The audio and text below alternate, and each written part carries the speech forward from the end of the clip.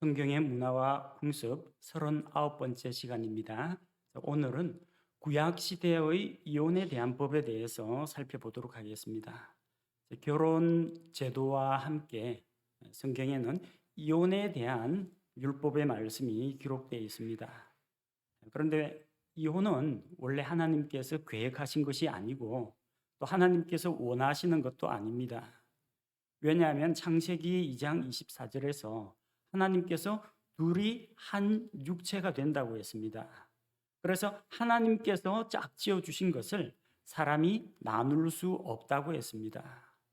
신약 성경에는 분명히 마태복음 19장 6절 그리고 마가복음 10장 8절과 9절에 보면은 이 결혼은 하나님께서 서로 짝지어 주신 것이기 때문에 사람이 인위적으로 갈라놓을 수 없다는 것을 분명히 하고 있습니다. 구약 성경 말라기 2장 16절에는 하나님께서는 사람이 자기 아내를 버리는 것을 미워하신다고 했습니다. 여러분, 하나님께서 미워하시는 그 일, 이혼을 하고 싶습니까? 하나님께서는 이혼에 대해서 반대하십니다. 그럼에도 불구하고 결혼한 부부가 이혼을 하는 일들이 있었고 또 이 문제 때문에 율법에서는 이혼을 법적으로 다루어 주었습니다. 고대 근동 지방에서는 남편이 아내에게 이혼을 구두로 통보하면은 그 자리에서 이혼이 성립되었습니다. 약간 좀 뜻밖이긴 하겠지만 당시 사회가 남성 중심의 사회였기 때문에 남편이 아내에게 당신과 살 수 없으니 당신은 나가시오 하면은 아내는 나가야만 했습니다. 여성의 신분이 보호받지 못했던 거죠. 그래서 하나님께서는 모세의 율법에서 이혼을 하려면 이혼 증서가 있어야 이혼이 성립한다고 했습니다. 그래서 이혼을 하려면 당시 재판관 앞에 나아가서 혹은 백성의 장로 앞에 나아가서 이혼을 선언하고 그 자리에서 문서를 기록해서 이혼 증서를 아내에게 주어야만 정식으로 이혼이 성립이 됐다는 겁니다. 또 이혼한다고 해서 아내를 무작정 내쫓는 것이 아니라 이혼당한 여자가 가지고 있던 그 보석이나 귀걸이나 목걸이나 폐물 등은 빼앗을 수가 없었습니다. 그래서 그런 것들을 주어가지고 아내를 내보내는 것을 허락을 한 것입니다. 신명기 24장 1절에서 4절에 보면은 하나님께서 모세를 통해서 이혼을 허락하신 것을 볼 수 있습니다. 신명기 24장 1절 남자가 아내를 취하여 그녀와 결혼한 뒤에 그녀에게 어떤 부정함이 있음을 발견하였으므로 그녀가 그의 눈에 호의를 얻지 못하거든 그는 그녀에게 이혼 증서를 써서 그녀의 손에 주고 그녀를 자기 집에서 내보낼 것이요. 모세의 율법에는 이혼에 대한 말씀이 기록되어 있습니다. 이것을 보고 이혼은 합법적이다. 불법은 아니네. 그렇게 오해하시면 안 됩니다. 하나님께서 왜 이혼을 허락하셨는가? 이혼에 반대하신다고 하면서 왜 이혼 제도를 허락하셨는지 하나님의 그 목적과 의도를 우리가 바르게 이해해야 합니다. 신명기 24장에 나오는 말씀을 보면요. 남편이 아내에게 아내가 지금 더 이상 자기에게 호의를 얻지 못하면 내보낼 수 있도록 되어 있습니다. 이혼 증서를 써서 내보낼 수 있도록 되어 있습니다. 남편은 아내에게 이혼을 요구할 권리가 있었습니다. 반대로 여자는 남편에게 헤어지자 이혼을 요구할 권리가 없었습니다. 그 당시 율법에 의하면은 이혼을 요구할 수 있는 것은 남편입니다. 아내는 이혼을 요구할 수 없어요. 어떤 경우에 이혼을 요구하느냐? 남편이 아내에게 그녀에게 어떤 부정함이 있음을 보거든. 부정함이라는 게 영어 성경에 보니까 uncleanness라고 되어 있습니다. 부정함, 더러움, 깨끗하지 않음, 거룩하지 않음, 클린하고 반대되는 거예요. 그래서 그 일로 인해서 그녀를 더 이상 기뻐하지 않으면 이혼이 가능하다고 했습니다. 육체적인 어떤 불륜 관계, 그러니까 간음 이것뿐만 아니라 남편의 의심이나 질투를 유발하는 불성실 행위, 외간 남자하고 시시덕거리면서 뭐 잡담을 나눈다든지 마음속으로 그냥 다른 남자를 생각한다든지 남편이 질투할 만한 어떤 행동 그런 것을 하면은 이혼 사유가 되었습니다. 간음을 저지른 경우에 만약에 현장에서 발견됐을 경우 그 자리에서 돌에 맞아 죽습니다. 그러니까 이혼 절차가 필요 없습니다. 그냥 사망으로 처리가 됩니다.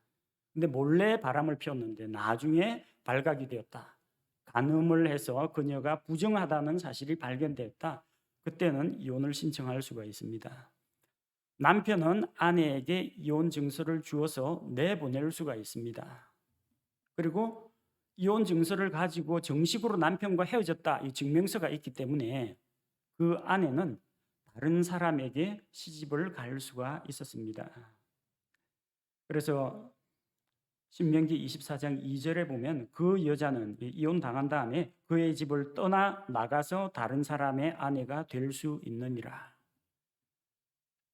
남편과 아내의 관계는 죽을 때까지 함께하는 관계인데 그것을 깨뜨릴 수 있는 죄가 있다는 겁니다. 죽음이 아니고서는 갈라놓을 수 없다라고 했는데 그 결혼 관계를 깨뜨릴 수 있는 요소가 무엇이냐면 간음입니다. 간음을 하면 남편이 아내를 내보낼 수가 있고 헤어질 수가 있고 합법적으로 이혼이 되고 합법적으로 이혼당한 여자는 나가서 다른 사람에게 시집을 갈 수가 있었습니다. 그러나 이혼한 다음에 다른 사람과 재혼을 했다면 이전 남편에게 다시 돌아오는 건 안 됩니다. 다시는 돌아올 수가 없어요. 이게 하나님께서 정하신 법입니다. 자, 그러면 왜 하나님께서 이혼을 허락하셨는가? 둘이 한 육체가 될지니라. 하나님께서 짝지어 주신 것을 사람이 나눌 수 없다고 했는데 왜 이혼을 허락하셨을까? 그것은 하나님 때문이 아니라 사람들 때문입니다.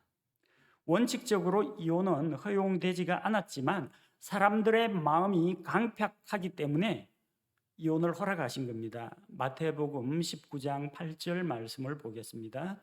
마태복음 19장 8절 그분께서 그들에게 이르시되 모세가 너희 마음이 강팍함으로 너희 아내를 버리도록 너희를 허락하였으나 처음부터 그것은 그렇지 아니하였느니라. 처음은 언제예요? 창세기 2장에서 결혼 제도를 만들 때는 하나님께서 이혼에 대해서 생각하고 계획하신 바가 아니라는 겁니다.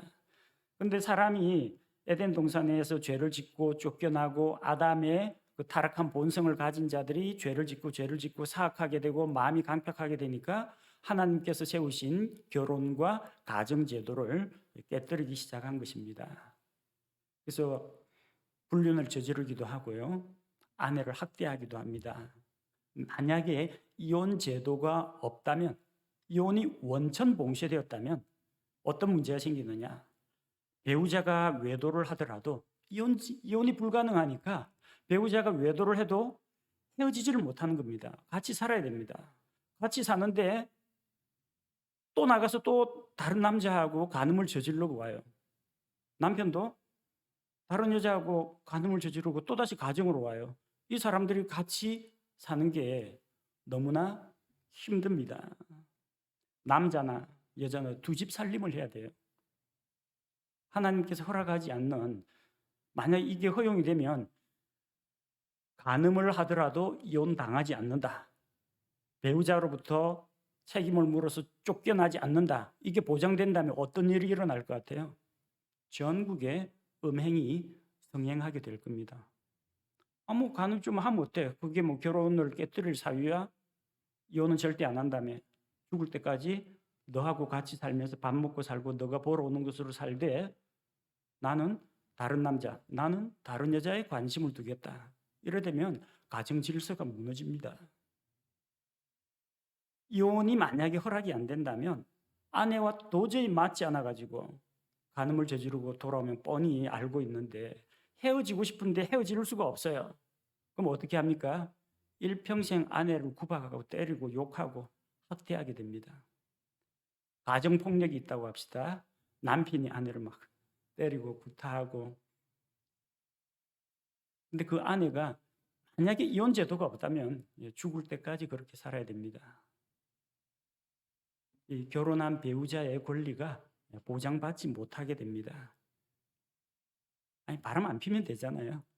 가정폭력 안 하면 되잖아요. 안 하면 됩니다. 그런데 사람의 마음이 죄로 인해서 강팍하기 때문에 그렇게 하는 사람들이 있다는 거예요. 그렇게 하느니 그렇게 되는 것보다는 차라리 그냥 아내에게 자유를 줘서 보내는 것이 더 낫다라는 겁니다. 집에 오면은 남편하고 한 몸이 되고 밖에 나가서는 다른 남자와 연합하여 한 육체가 되고 이게 반복되면은 가정과 사회 기강이 무너지고 도덕적 기초가 와해가 되게 됩니다. 그런 경우에 간음의 경우에는 이혼이 가능합니다. 이혼 문제에 대해서는 조금 신중하게 생각할 필요가 있습니다. 처음에 이 사람과 내가 어떤 마음으로 만나서 결혼을 했는지, 내가 이 사람을 그때 얼마나 사랑하고 좋아하고 쫓아다녔는지, 결혼 서약을 할 때 둘이서 어떤 약속을 했는지, 프로포즈 할 때, 사랑 고백할 때 뭘 약속했는지 다시 생각해 봐야 됩니다. 그래서 처음으로 돌아가야 돼요. 내 신앙 상태가 좀 좋지 않을 때는 어떻게 해요? 내가 주님을 처음 만났을 때, 내가 죄인으로서 구원자 주님을 만나고 주님을 영접하고 기쁘고 또 즐겁고 감사했던 그때의 그 감격으로, 그때의 그 처음 사랑으로 돌아가야 됩니다. 남편과 아내의 관계가 좀 시들하다든지 아니면은 이혼의 위기에 몰렸을 때 처음으로 돌아가야 됩니다. 우리가 젊을 때 어떻게 만나서 사랑 이야기를 꾸며왔고 어떻게 함께 여기까지 오게 됐는지 다시 생각해 봐야 합니다. 하나님께서 짝지어 주신 것을 사람의 힘으로 나누려고 하지 말아야 합니다. 이혼 제도는 있지만 이혼 제도는 이혼하라고 있는 것이 아닙니다. 정말 부득이하게 이혼할 사유가 있을 때 어떤 절차를 거쳐서 이혼할 것인지 그것을 정해놓은 것입니다. 가정과 결혼에 대해서 또 배우자에 대해서 소중하게 여기는 마음을 가지고 결혼 언약을 지켜나가는 것이 가장 중요합니다.